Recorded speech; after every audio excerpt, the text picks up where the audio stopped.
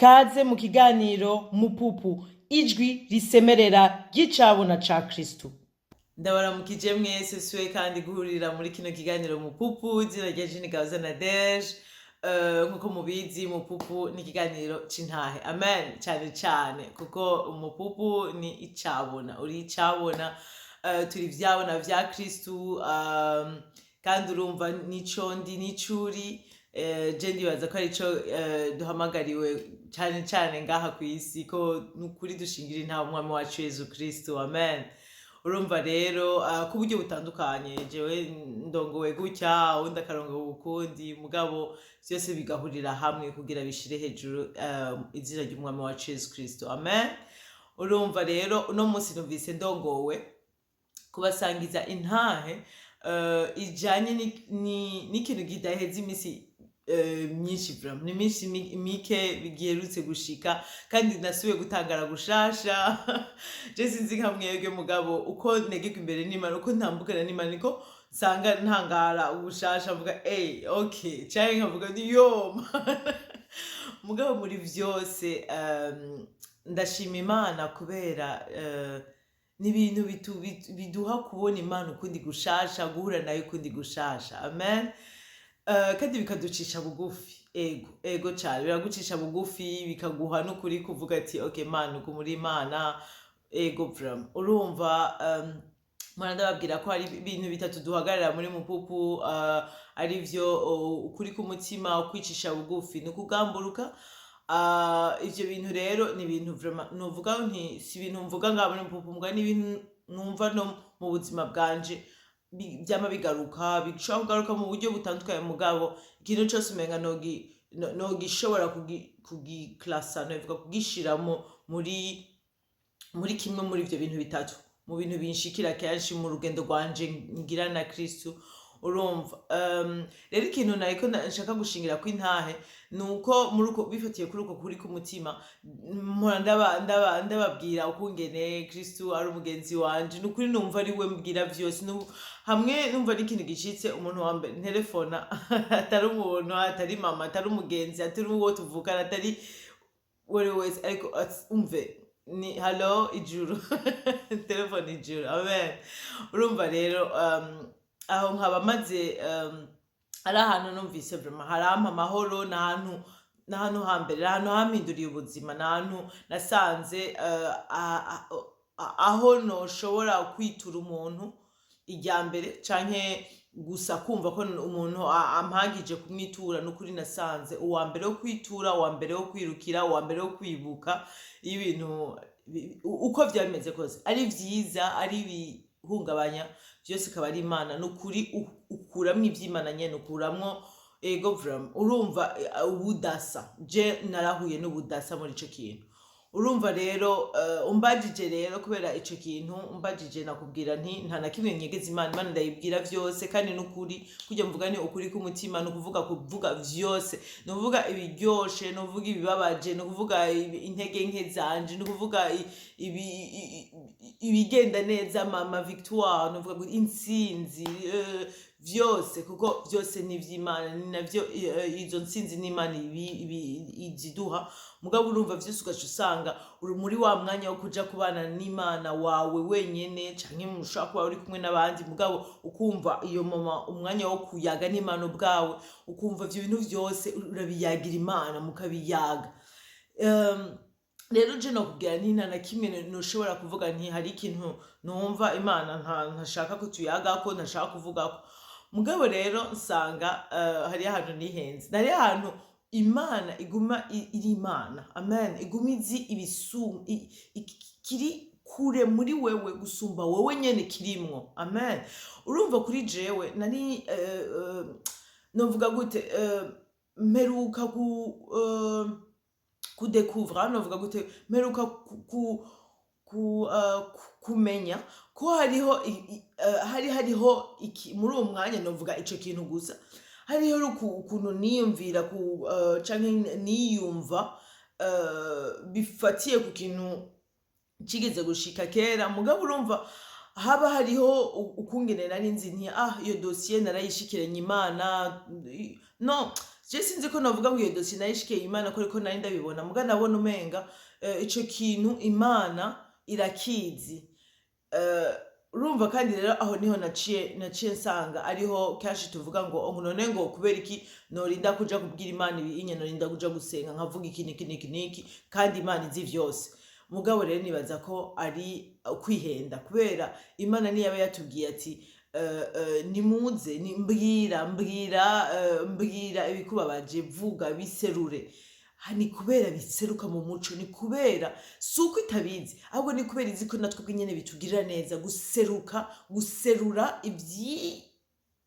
byivunze munsi biri mu mwijima bize ku muco. Amen. Ni ukuvuga kujya dushobora gusanga yuko ngo Imana irabizi mugabo muri wewe nawe yego nawe urabizi mugabo wibaza ngo uranabizi rero nkuko bikwiriye gushika umunsi uzotangure Imana itangure ibiduze wemereye Imana mugakorana mukaduza ivyo bintu ukabivuga ko nka jewe ikintu cantangaje nuko ivyo bintu vyagiye kuduga ndiko ndayaga n'umuntu washaka si n'umuntu novuga ngo twako dusangira ijambo ry'Imana oya n'umuntu twako tuyaga ibintu bisanzwe ibintu nyene vy'akazi haba mugabo kubera Imana yamushize ko gura amavuta yayo niko novuga kuko sinokwibajije je ko twoyaze gutyo kose ariko nawe nsanga twarakozwe ko tweshe dusanga ariko ndirira mugabo yari moma yari ikintu nemejwe cyane ko yari Imana yagiteguye.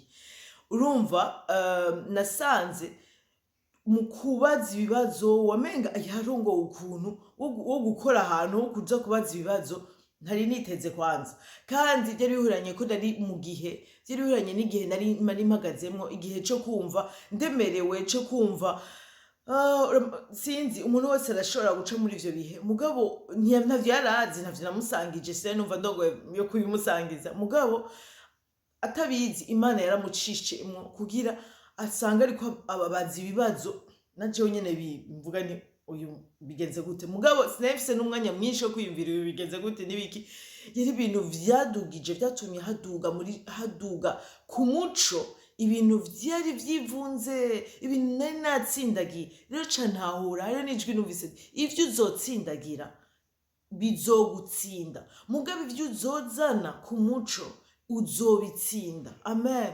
Nukuvuga yuko kenshi turatsindagira ibintu rero nivyo tuvuga ati Imana irabizi kubera iki norinda ndabivuga canke kuri jewe sinibaza ko hari muri Imana irabizi kuko mugabo muri jewe navuga ni Mana iki kintu wamenga ndazi ko ico kintu gihari mugabo nkumva uko umenga nka kurya umenga ubwira Imana ati Mana waranyigishije ijambo ryawe rirambwira ukungene iki kintu ndakijera.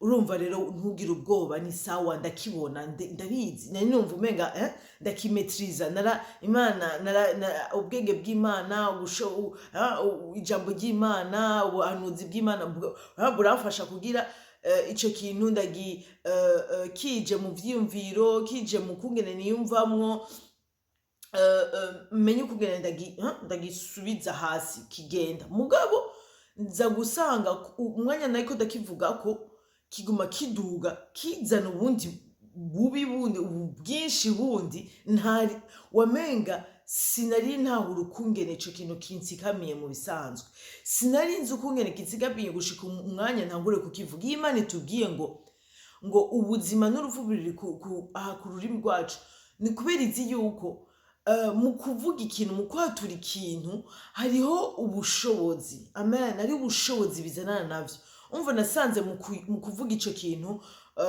nasanze tuko turakiyaga uko kiduga nkumva kiriko umve nisanze ndiko ndarira atari umuntu novuga nti noriri imbere ntitwari program ko yari ibintu by'akazi ntawe ubwiwe uwo munsi wabaye umunsi n'ukuri wo kuba abo kuri twe atani ivyo twari twiteze mugabo ducasanga yuko ico kintu cyose tuza wibaza ngo si kinini iki ntacyo kizongira nibiki, ivyo turihenda. Aho niyo shetani abashaka kudufatira, aguma avuga wako ni gatoye karengere, sinzi nibaza ko natwe ico twiyemeza ko wamenga harabayemo no kwiyemeza, novuga n'ukuri nk'ukuri jewe nk'uko umenga aka n'akantu gatoyi, aka n'akana navuga gute ngo n'umwansi mutoyi no mugira mugabo, nta mwansi wo kuneglige, nta mwansi wo gufata minenegwe numwe, aba mukuru aba muto wose nuwo guzana umve, nuwo gutsinda,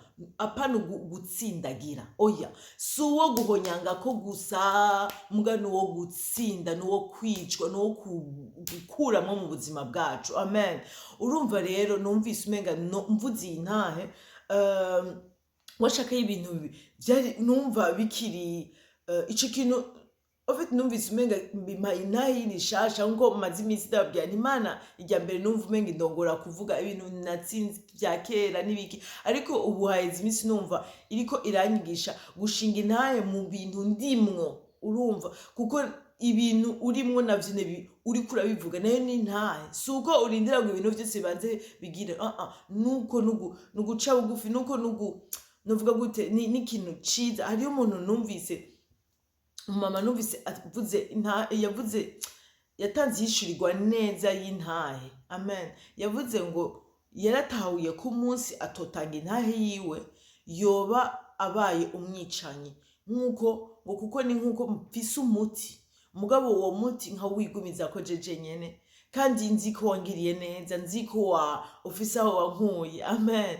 Urumva rero nsanga iki kintu ni ciza kugisangiza, n'ukuri numvise ashaka kugisangiza namwe, ukungene iki kintu caramfashije mu kuvuga ivyo bintu nari natsindagiye muri jewe, mu kubiserura, niko nabivuga, birengeye kubira mugabo kubiserura. Kandi nagumye mvuga n'uwo muntu nawe babwiye ntitwahuriye mu vyo kuvuga Imana, nibaza ko tunabitahura co kimwe, mugabo wamenga mu kubiserura hari n'ukuntu nasanga niko navuga nti Imana niyo nirukira, nawe yaravyumviriza uko nyene, mugabo naye numva niwe urumva, kuko hari ukuntu iyo biserutse ntitukibiserure tubiserurira umuntu gusa, nk'ubu unye niwe twako turavugana, mugabo muri jewe mu mutima wanje wose no mu wondi wose muri jewe narumva ko niko ndabiserura, naguma ndabivuga nti ndabiseruye Mana, muri jewe narumva ko niko ndavuga nti Mana urakoze gufata ico navuga gute cya kinuze kiyora umusenyi wo kure, ubucafu bwa kure, kubiserura Mana, none ndabikuzaniye, none Mana menya ukungene niyumva, none Mana raba ukungene mbona ibi bintu, none Mana raba ibi bintu ukungene binsikamiye, ndabikuzaniye. Kuko ahandi wamenga n'ahantu nashatse kugira prive, n'ahantu nashatse ntatumiye Imana, ndabizi kwizi byose, ndabizi ko atari kimwe nshaka kwinyegeza, mugabo wamenga aho hantu nshaka kwigira umuhinga wo kuvuga ati aha hantu nzohashobora, aha anye byandi bavuga ngo handitse ngo si kubwo ubushobozi bw'umuntu, si kubwo ngo ni par force ni par puissance mais par ton esprit, mugabo je wamenga nshatse kugira ngo kubwo ubushobozi bwanje, inyigisho nziza, kungene byandi twita ngo nk'umuntu kwiyumvira positive, kwiyumvira ibintu nyene, apana kwidoga, kwiyumvira ikintu nk'umunyetsinzi, ugasanga uharurira ku nguvu zawe, ubwenge bwawe.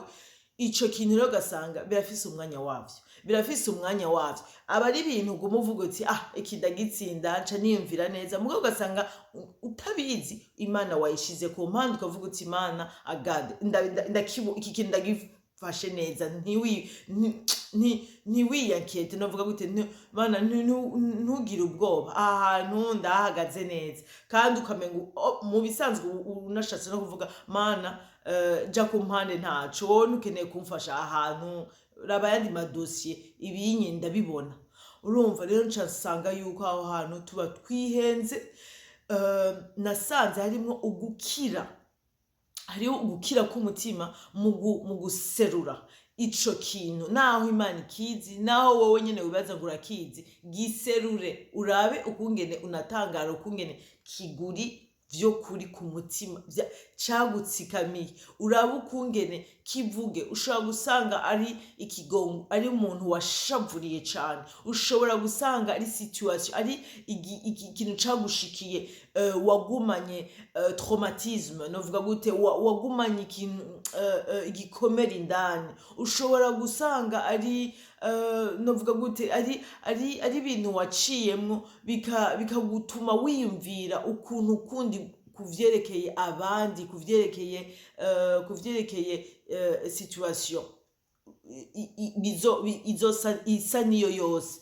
Ugasanga rero n'ibintu vyononye ukungene wiyumvira, n'ibintu bigutuma ugira n'umubabaro rimwe na rimwe, n'ibintu bishobora kuzana ishavu, n'ibintu bishobora kuzana kwiyumva nk'umuvictime, ni ikintu gishobora gutuma wiyumva nk'uko umenga n'ahantu uzokwama utegerezwa kumenya ingene uharengera gusa, uharyamika, mugabo wumva umenga ntuzohatsinda, mugabo reka tubane navyo.